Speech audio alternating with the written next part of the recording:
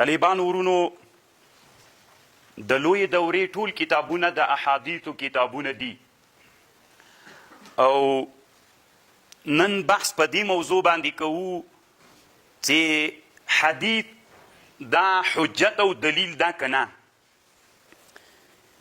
طالبانو ورونو د تاریخ په اوږدو کې داسې انسانان تیر سوي دي چې هغوی انکار د حدیثو کړی. په هره زمانه کې په دنیا کې داسې انسانان تیر سوي دي چې هغو په خپل عصر کې انکار د حدیثو کړی، له حجتیت د احادیثو نه انکار کړی ده. نو د امام جلال الدین سیوطي رحمه الله زمانه کې کم سړی و چې هغه اصل کې شیعه رافوزي و او زندیق سړی و، منکر د احادیثو، انکار د علم حدیثو یې وکړ. بیا امام سیوطي رحمه الله راجیګ سو او په دغه سړي باندې د رد دپاره کتاب جوړ کړ، مفتاح الجنه فی الاحتجاج بالسنه. یعنې په هغه رافوزي باندې چې له حجتیت د حدیثو نه منکر و، نو د هغې دپاره یې مفصل کتاب ولیکو، دلایل یې راوړل چې حدیث چې دا حجت او دلیل ده، او څوک چې منکر له حجتیت د احادیثو نه ده او احادیث دا د ایران د فارسیانو له ځان نه جوړ سوی یو منتر ده، په دغه سړي باندې یې د کفر فتوا وکړله. امام سیوطي رحمه الله د کتاب کې په منکر الحدیث د کفر فتوا کړې ده. نو طالبانو ورونو اصل خبره دا ده چې یو حدیث دوی نقل کوي، مدعا خدا سوله چې حدیث هغه حدیث چې هغه له قرآن سره برابر وي، موافق وي، دا حدیث حجت و دلیل ده. هغه حدیث چې هغه له قرآن او له قرآن سره، هغه حدیث چې له قرآن سره برابر نه ده، له قرآن سره موافق نه ده، هغه حدیث قابل د اعتبار نه ده او دا حدیث حجت نه ده. دا رایه چې وه دا د دغه رافوزي رایه او د تاریخ په اوږدو کې مختلفو انسانانو دا رایه تعقیب کړله او په دې باندې کار وکړه، غوښتل یې چې د اسلام د دین یو لوی حجت هغه ته ضربه ورسوي او مسلمانان په تیاره کې پرېږدي. نو مدعا یې داسې شوله چې هغه احادیث چې هغه له قرآن سره برابر موافق دي، هغه احادیث حجت دي. هغه احادیث چې هغه له قرآن سره موافق نه دي، هغه احادیث دروغ دي، هغه د ایران فارسیانو یا منصوبو خلکو ته چې دا هغوی له ځانه جوړ کړي دي او دروغ دي، داسې یو مدعا شوله ده. دغه مدعا دوی له یو حدیث نه روایت کوي چې هغه حدیث امام شافعي رحمه الله په کتاب الرساله کې راوړی ده. امام شافعي رحمه الله یو کتاب ده الرساله، په دې کتاب کې امام شافعي صاحب هغه حدیث د رسول الله نه چې چا روایت کړی دروغ ده. امام شافعي وایي دغه حدیث چې دوی د رسول الله نه نقل کوي او رسول الله صلی الله علیه وسلم داسې وایي چې کوم حدیثونه چې د ما نه درغلل که د قرآن سره موافق و اخذ پې وکئ، که قرآن سره برابر نه ول بیا یې رد کړه. یعنې تاسې داسې چل وکئ چې احادیث عرض علی القرآن کوي، که قرآن سره موافق و اخذ پې وکئ، عمل پې وکئ، که له قرآن سره برابر نه ول رد یې کوي. دا حدیث د خپلې مدعا دپاره دوی ذکر کوي. آیا دغه حدیث رسول صلی الله علیه وسلم ویلی ده که یې نه ده ویلی؟ نو امام شافعي رحمه الله په کتاب الرساله کې لیکلی دي، وی دا حدیث چې ده د دې روایت منقطع ده او په دې کې یو مجهول سړی راغلی ده چې هغه خالد ابن ابي کریمه نومیږي. لنډه دا حدیث ثابت حدیث نه ده. امام بیهقي رحمه الله د حدیثو یو کتاب جوړ کړی، معرفت السنن والآثار. په دې کتاب په اولیني جلد کې امام بیهقي رحمه الله وایي هغه حدیث چې د رسول الله نه خلک داسې روایت کوي، ما جاءکم عني فعرضوه على کتاب الله فما وافقه فانا قلته. که د قرآن سره موافق بیا ما قول پې کړی ده، وما خالفه فلم اقله، که چیرته قرآن نه مخالف بیا ما قول نه ده پې باندې کړی. نو دا حدیث چې دا امام بیهقي وایي دا حدیث ثابت نه ده، په څومره طریقو سندونو باندې چې دا حدیث راغلی دا دروغ دي، ضعیف دي، ټول سندونه ضعیف دي. حتی دی وایي دلته معرفت السنن والآثار کتاب کې وی ما په بل خپل کتاب کې کتاب المدخل کې چې هغه هم د امام بیهقي کتاب ده، وی په هغه کتاب کې ما د دې خبرې دپاره د دغه حدیث دپاره هغه څومره سندونه چې د احادیثو کتابونو کې راغلي هغه ټول ما ذکر کړي دي او په سندونو باندې مې بحث کړی. دا هېڅ اصل نه لري، دا بې اصله خبر ده. نو چې حدیث ثابت نه سو، مدعا هم ثابته نه سوله. حدیث د رسول الله صلی الله علیه وسلم چې ده دا حجت ده، دا دلیل ده. او خو دا خبر مه پکې کوه چې کوم موافق وو هغه صحیح دي او چې کوم مخالف وو. حدیث د رسول الله صلی الله علیه وسلم چې ده چې هغه د محدثین علماو چې کوم اصول وضع کړي د هغې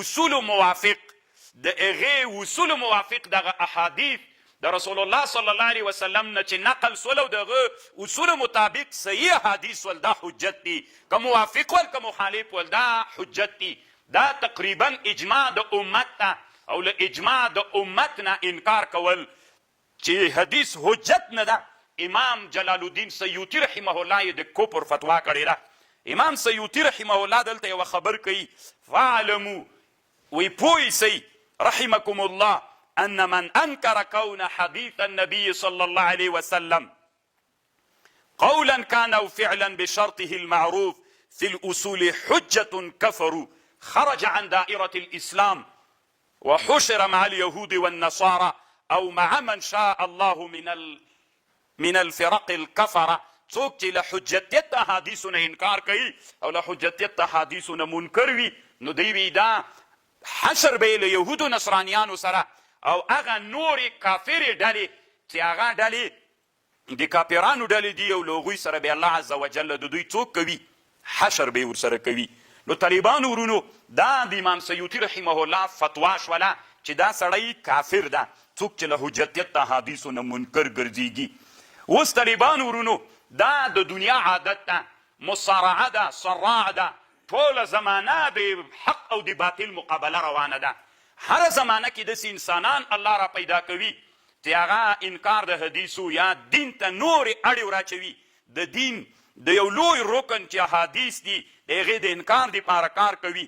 نو طالبانو ورونو امام سیوطي چې کوم کتاب جوړ کړی په هغه زمانه کې دی وی ان قائلا رافضیا زنديقا اکثر فی کلامه ان السنة النبویة والاحادیث المرویة زادها الله علوا وشرفا لا يحتج به. تنا قرآن حجت ده، تنا قرآن دلیل ده، ما سوا د قرآن نه نور حجت او دلیل نه ده. ما سوا د قرآن نه په نورو شیانو کې حجت او دلیل نشته ده، تنا قرآن حجت او دلیل ده. نو دا طالبانو د امام سیوطي رحمه الله فتوا شوله او دلایل دي په کتاب کې وروسته یو څو دلایل درته ذکر کوم.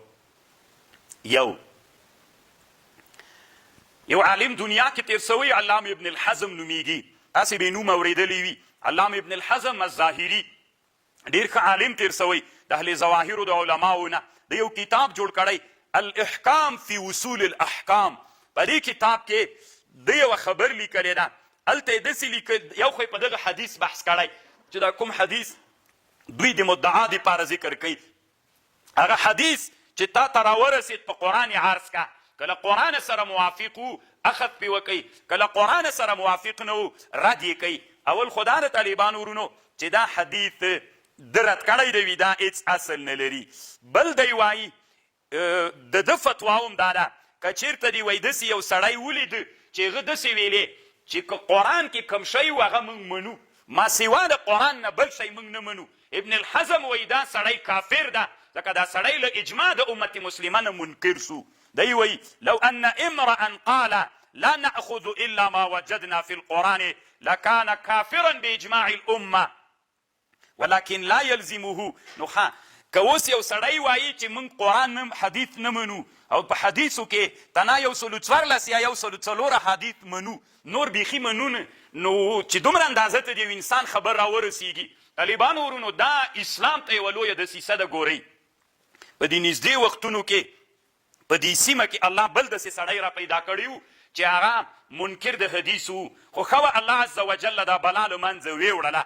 که نه طالبانو ورونو داسې انسانان چې هغه د اسلام دښمنان ول، په غرب اروپا ته تښتېدلي انسانان ول د دغې سیمې، ټول د دغه لنډې دا په نن عصر کې ملحدینو هغه څوک چې له دین سره یې ورانه وه د دې سړي ملګرتیا وکړله، شر و شور یې جوړ کړي و، ټول عمر یې د الله د دین چې لویې علمي مدارس یې وې، د احادیثو او د مرکزونه ول، له هغه چې نه د اسلام د رسول علیه السلام د احادیثو اشاعت کېده، د هغه په ضد باندې خوله خلاصه کړې وله، او ډېرو ځوانانو چې د الحاد د فکر ملګري تر هر چا ورسره ډېر ول.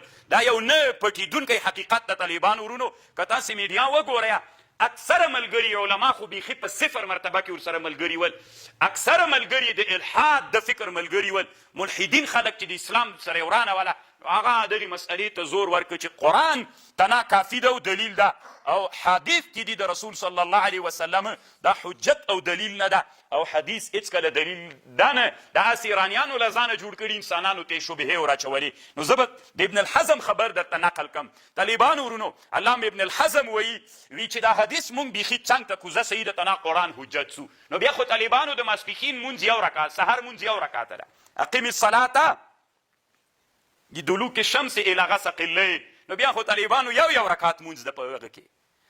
اوس قرآن کې کوم ځای کې راغلي چې د سحر څو رکعته مونځ ده؟ کوم ځای کې د قرآن دي؟ د ماسپښین څو رکعته مونځ ده فرض؟ کوم ځای کې دا د قرآن په کوم ځای کې 4 رکعته دي؟ د مازدیګر د ماښام چې 3 رکعته مونځ دي، د ماخوستان چې 4 رکعته ده، دا د قرآن په کوم ځای کې راغلي؟ تعداد د رکعتونو کوم ځای کې راغلی ده؟ 2 رکوګانې، دواړه رکو یوه رکو فرض ده او سجدې دواړه فرض دي. بیا به وروسته مونږ بحث ورباندې کوو دویمه ولې فرض ده. نو د هغې دپاره دلیل دی دواړو دی په منځه کې خو په یو رکعت کې یوه سجده وکړه.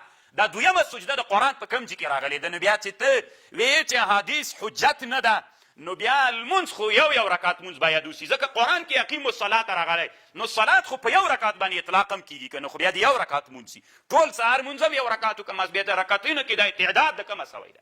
دا طالبانو دومره لویه ضربه وه اسلام ته، خو ښه وه چې الله عز وجل ګل کړله، الله عز وجل د انسانانو له منځه ورکه کړله. دا داسې نه وه طالبانو ورونو چې د دې تر شا د الحاد ملګرتیا نه وله، ښه کلکه ملګرتیا د دې تر شا پورې د الحاد او د ملحدینو وله، ټوله دښمني یې د مولا سره وله. بیا انشاءالله طالبانو راتلونکو ورځو کې که الله ما ته وخت پیدا که، زه مجبور یم بیا د دغې موضوع په اړه باندې زه تاسې ته یو بحث